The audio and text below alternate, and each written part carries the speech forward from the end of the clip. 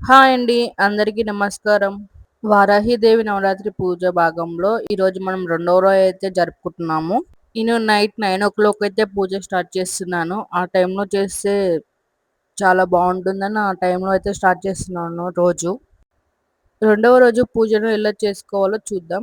మొదటి రోజు పూజను విజయవంతంగా పూర్తి చేసుకున్నాం కదా! రెండో రోజు అమ్మవారిని పూజించడం వల్ల ఇంట్లో ఉన్న నెగెటివ్ ఎనర్జీ తొలగిపోతుందని నేనైతే నమ్ముతాను. ఇంట్లో వాళ్ళ మధ్యలో చికాకులు, గొడవలు రాకుండా అయితే ఉంటాయి అమ్మవారిని పూజిస్తే. ఈరోజు నేను అమ్మవారికి ఏం ప్రసాదం పెట్టానో చూసేద్దాం. అండ్ ఆ రెసిపీని కూడా చూపిస్తాను. మీరు లాస్ట్ వరకు చూడండి. వీడియోనైతే స్కిప్ చేయకండి. మీరు కూడా వారాహిదేవి నవరాత్రులు అయితే చేసుకుంటున్నారో లేదో కింద కామెంట్ చేయండి. చేసుకోవాలనుకుంటే కంటిన్యూ చేయొచ్చు. ఏం భయపడకండి. ఏం కాదు. సెకండ్ రోజు మార్నింగ్ అయితే నేను నార్మల్‌గా పూజ చేసుకున్నాను. పువ్వులు అవన్నీ ఏం తీసేయను. అండ్ నైట్ ఫ్రెష్ అప్ అయ్యేసి నిన్న ఫస్ట్ రోజు పెట్టిన పూలుంటాయి కదా! అవైతే అన్నీ క్లీన్ చేసుకొని ఒక బాక్స్‌లో నేను స్టోర్ చేసుకుంటాను. ఎక్కడ పడితే అక్కడ పడేయలేము కదా అమ్మవారి పూలు. సో, ఒక బాక్స్‌లో 9 డేస్ అయిపోయినంక నేనైతే ఒక వీడియో చేశాను. ఆ ఫ్లవర్స్‌తో ఏం చేస్తా అనేది. ఆ ఫ్లవర్స్ ఏం చేస్తానో తెలవాలంటే మీరు నా ఛానెల్‌నైతే సబ్స్క్రైబ్ చేసుకోండి. ఈరోజు అమ్మవారికి నేనైతే నైవేద్యంగా రవ్వ కేసరి అయితే పెడుతున్నాను.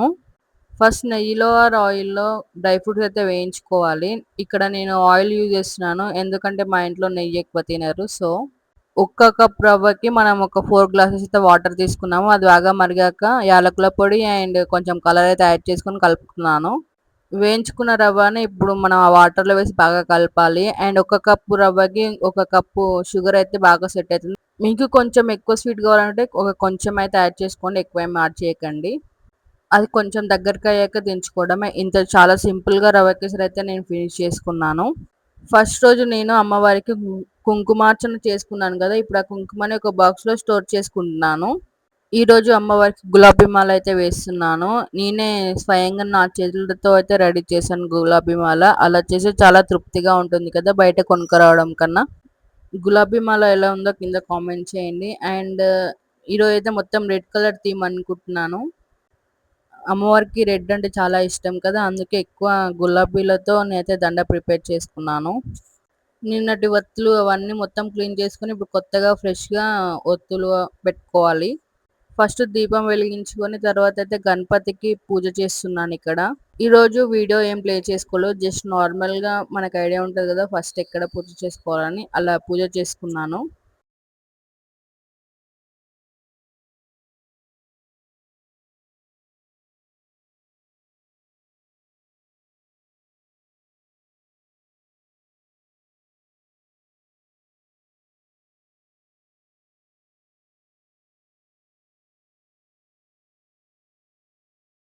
ఈరోజు నేను అమ్మవారికి కొబ్బరి దీపం అయితే వెలిగించాను. బట్ వీడియోలో నేను చూసుకోలేదు. సో, పూజ మీద కాన్సంట్రేషన్ ఉంది కదా! వీడియో చూడలేదు. అందుకే కనిపించలేదు. మళ్ళా వీడియో అయితే తీశాను. ఒకసారి చూడండి.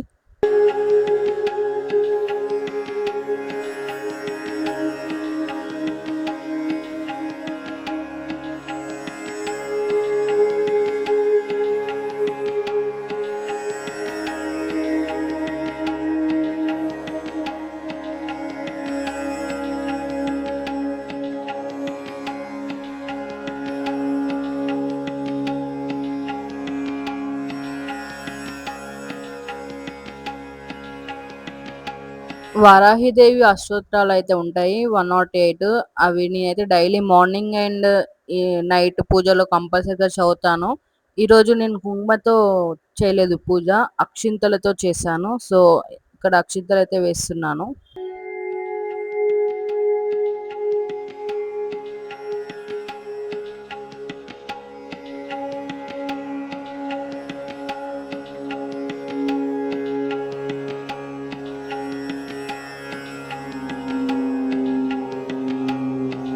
అమ్మవారికి ధూపం అంటే చాలా ఇష్టం. సో, మనం ఎంత మంచిగా ధూపం వేసుకుంటే అమ్మవారు అంతగా హ్యాపీగుంటారు. ఇంట్లో కూడా స్మెల్ ఉండుంటే పాజిటివ్ ఎనర్జీ అయితే ఉంటుంది కదా! సో, నేనైతే ధూపం వేయడానికి చాలా ట్రై చేస్తాను ఇంట్లో. అండ్ మా వారు ఇక్కడ నాకైతే ఒక ప్లేట్ అది శంఖం టైప్ ఉంది కదా! అయితే కొనించారు. డీమార్ట్‌లో అంట తీసుకొచ్చాడు. అంటే ప్రసాదం పెడుతున్నావు కదా డైలీ దేవునికి అందులో పెట్టేస్తే బావుంటది. అంటే 2 బౌల్స్ పెడతాను కదా! సో, చూడండి ఎంత చక్కగా ఉంది. అండ్ అమ్మవారికైతే వాయనం కూడా ఇచ్చేస్తున్నానిక్కడ. ప్రతిరోజు ఇవ్వాలని ఏం లేదు మన దగ్గరలో ఉన్నంత. బట్ నాకెందుకో ప్రతిరోజు ఇవ్వచ్చు గదా! మీ అందరికి ఇస్తానన్నాను కదా! అని డైలీ అయితే ఇస్తున్నాను. ఒకవేళ మనమైనా తర్వాత యూజ్ చేసుకోవచ్చు. ఇంటికి ఎవరైనా వచ్చినా వాళ్ళకి పెట్టినా గాని మనకు పుణ్యమే తగులుతది గదా! సో, అలా. లాస్ట్‌లో హారతితో ఇచ్చి దేవునికైతే దండం పెట్టుకుంటున్నాను. ఏమైనా తప్పు చేస్తే క్షమించుమని. మనకు తెలవకుండా మనం ఎన్నో తప్పులు చేస్తుంటాం. అంతా ఆ తల్లే చూసుకుంటుంది. డైలీ నైవేద్యంలో అయితే బెల్లం పానకం అయితే యాడ్ చేస్తున్నా. అమ్మవారికి ఎంతో ఇష్టము బెల్లం పానకం అంటే. మా అమ్మవారిని చూడండి ఎంత చక్కగా ఉంది. గులాబీ మాల నేనేసుకున్నాను కదా! చాలా సార్లు చూసుకున్నాను ఎంత ముద్దుగా అనిపిస్తుందో అని.